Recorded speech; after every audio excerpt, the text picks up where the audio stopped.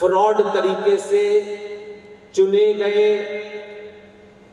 ये एक और चल रहा है कि ये अमेरिका को देश बेच रहा है, ये खूब चल रहा है।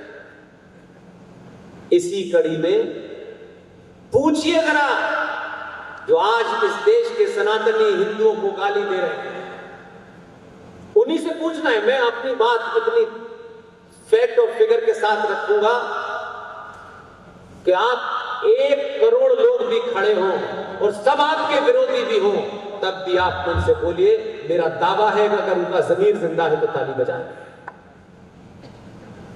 आप कौन है, किस पार्टी में है, किस संगठन में, ये निजी मामला है।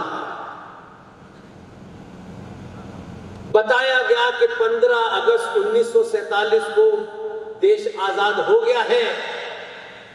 देश के प्रधानमंत्री ने शपथ ली, लेकिन एक सच छुपा लिया गया है। वो सच क्या है? 11 अप्रैल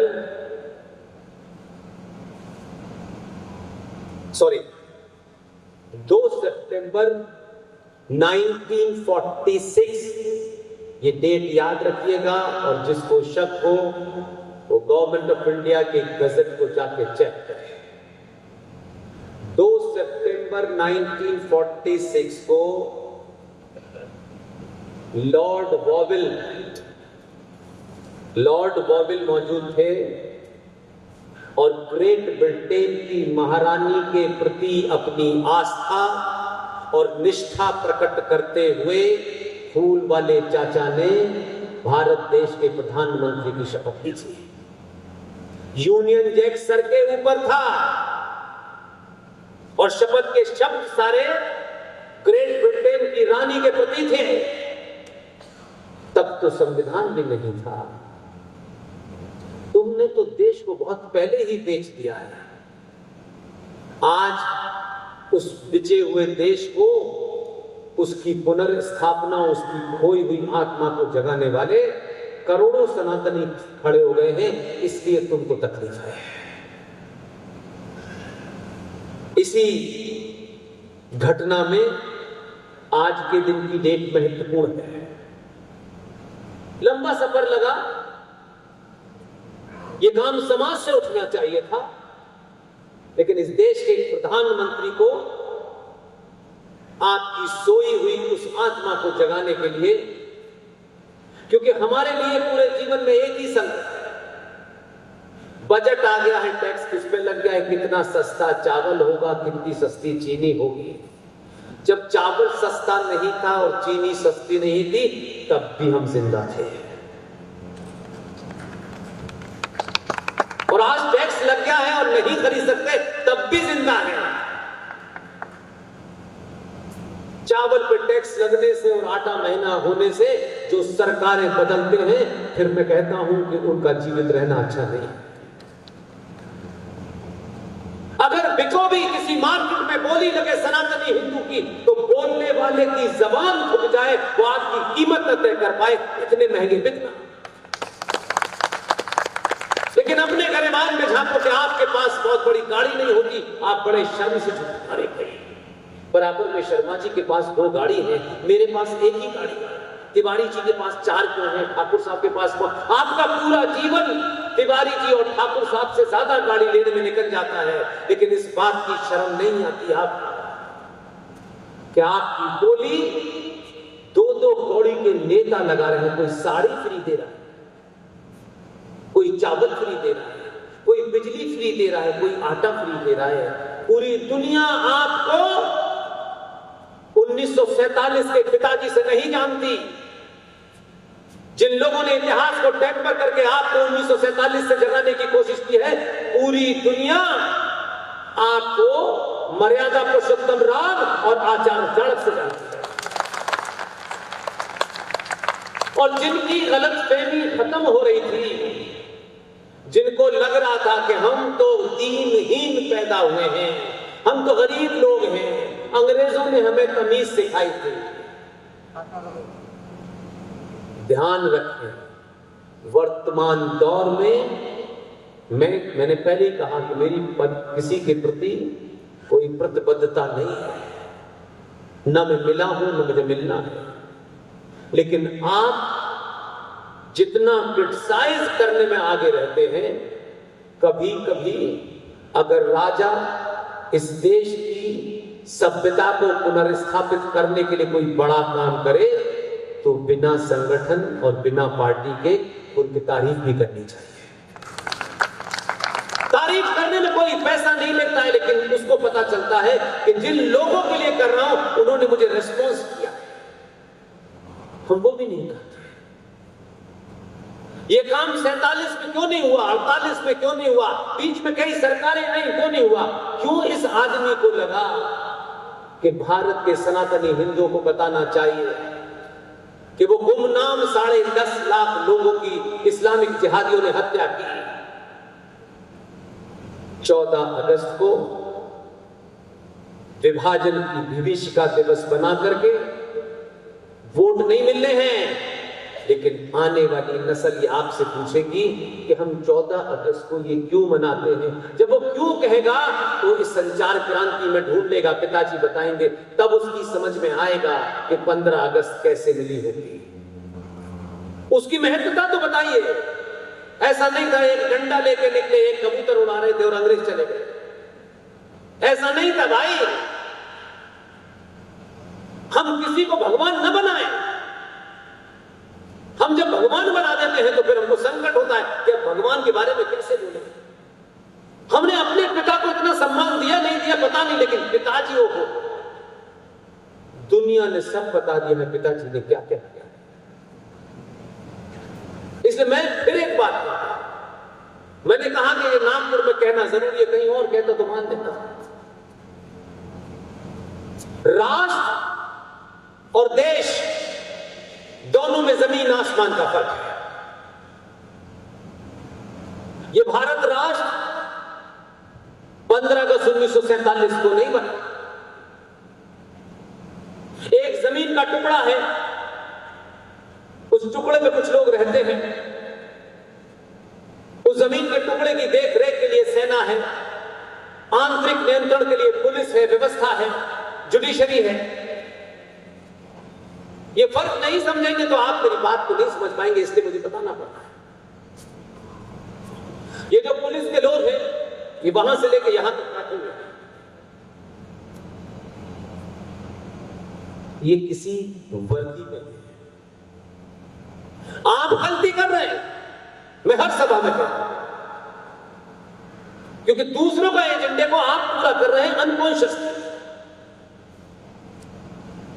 इन्होंने अच्छी बुरी झूठी जैसी भी है, जो भी सिस्टम है, उस सिस्टम के तहत शपथ लेनी है।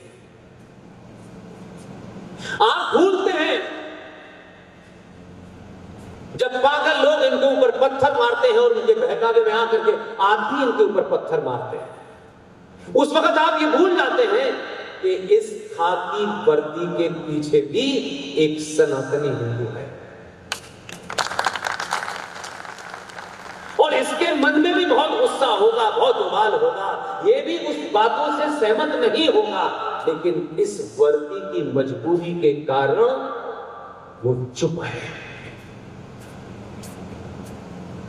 इनको गाली देना आसान, इनको वर्दी दे दी गई है, कहा कि आपको डंडा चलाना है, इनकी गलती नहीं है बेचारे, क्योंकि इनको यही नहीं बताया गया, समाज ने नहीं बताया, बड़े बड़े ज्ञानियों ने नहीं बताया कि पुलिस की स्थापना कब की गई थी और क्यों की गई थी। मैंने कहा कि जब तक जड़ पे नहीं जाएंगे आपको पूरी बात पता नहीं चलेगी, इसलिए आप कंफ्यूज घूमेंगे और सबने मिलकर आपको कंफ्यूज किया। जब भारत में अंग्रेज राज कर रहे थे तो वो तो बहुत कम गिनती में आए थे, तो इस देश में बहुत सारे ऐसे राज थे जहां राजा राज कर रहा था और बहुत से ऐसे थे जहां राजा नहीं था। तो जहां राजा राज करता था वो अंग्रेज लगान वसूल करने के लिए सिर्फ राजा से मिलते थे। जैसे मध्य प्रदेश था, राजा से मिले और राजा ने जो लगान देना था वो दे दिया और वो चले गए। लेकिन कई ऐसे इलाके थे जहां राजा नहीं,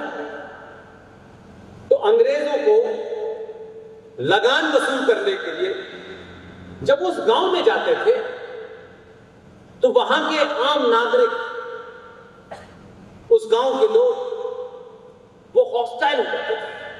घोड़े पे जा रहे हैं, अंग्रेज आया है, उनको डर लगता था ये मारेगा, तो वो लोग भीड़ में इकट्ठे होकर के अंग्रेजों को पत्थर मारते थे और वो कुछ लोग चोटिल हो जाते थे। तो अंग्रेजों को लगा कि ये तो बड़ा खतरनाक खेल है, तो अंग्रेज थानों की स्थापना की और थानों में पुलिस की स्थापना की। और इस पुलिस वाले को वर्दी यही थी, लेकिन पुलिस वाला ये नहीं था बेचारा, कोई और हमारा भाई रहा होगा, लेकिन हिंदुस्तानी था, सनातनी था और हिंदू था। उस पुलिस वालों को ले जा करके लगान वसूल करने के लिए पुलिस का काम होता था कि लगान मानते थे, वो नहीं देते थे, ये धुनाई शुरू कर देते थे और इनकी धुनाई से वो डरता था और फिर लगान इनको दे देता था और ये अंग्रेज को दे देते थे। अब इन बेचारों को ये आज तक नहीं बताया कि अंग्रेज चले गए।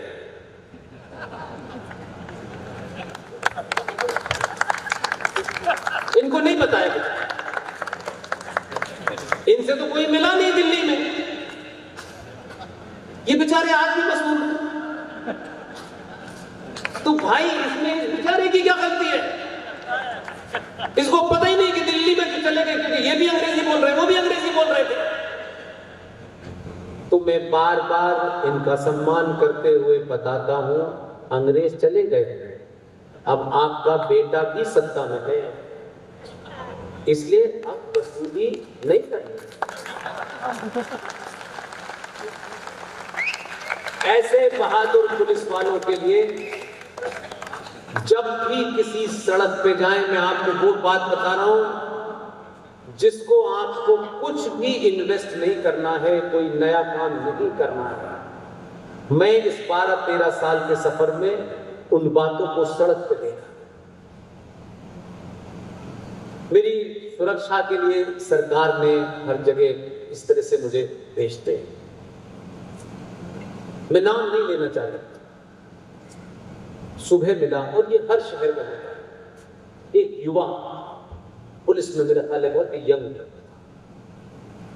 वो रात में मेरे होटल के बाहर उसको बैठना था और बेचारा वो मुझे तो YouTube पे जानता था, उसे पता नहीं था कि मैं ही सामने था और वो बड़े संकोच में था। तो मैंने उससे पूछा कि तुम रात में कहां सो रहे हो? मैंने यही सो जाऊंगा। तो मैंने कहा तुम अंदर सो जाना। नहीं साहब, उसको मतलब उसको ये कभी इनकाउंटर ऐसा नहीं हुआ, तो बेचारा बड़ा, उसके चेहरे के भाव पड़ रहा था, वो बड़ा बेचारा, जैसे कहते ना कि उसको कुछ कहना भी है, कह भी नहीं पा रहा है, टूटी भी है, नहीं टूटी है। तो मैंने कहा तुम भाई हो, तुम अभी पुलिस वाले नहीं हो, बताओ क्या कहना चाहते। उसने मेरे सामने अपने दोनों जूते उतार के बाहर रखे और वो दंडवत लेट करके उसने मेरे पैर छुए और उसने कहा कि मेरी आज नौकरी पूरी हो गई है। मैं इतने सालों से आपको सुन रहा हूं और आपकी सुरक्षा में मुझे लगाया जाएगा, इससे बड़ा दिन मेरे लिए हो ही नहीं सकता। इसलिए मैंने कहा कि ये वर्दी पहने हैं, इनको नौकरी करनी है, इनको घर चलाना है, ये भी बहुत सारी हकीकतें जानते हैं। मैं उन लोगों को कह रहा हूं जो 1400 साल से पत्थर फेंक रहे हैं। जिस दिन इनकी समझ में आ गया और वर्दी हैंगर पर टांग दी, तो जहां पत्थर फेंक रहे हो 14 साल से, वही नजर आओ। धन्यवाद करो कि इसकी वर्दी के अंदर एक सनातनी खून है जो अत्याचार नहीं सिखाता, लेकिन इसको अत्याचारी मत बनाओ। ये जिस दिन बनेगा तो बड़ी मुश्किल हो जाएगी। इसलिए सड़क पे कोई पुलिस वाला खड़ा हो, कोई आप उससे जाकर के हाथ मिला लीजिए, बस कैसे हो, क्या करते हो, घर क्या, इतना ही पूछिए। कुछ बात तो बताओ, मैं कुछ कर सकता हूं आपके लिए। इतना ही इसमें इतना जोश भर देगा कि जो भाईजान ऊंचा पजामा करके पत्थर फेंक रहे हैं 2 लट में नीचे कर देगा।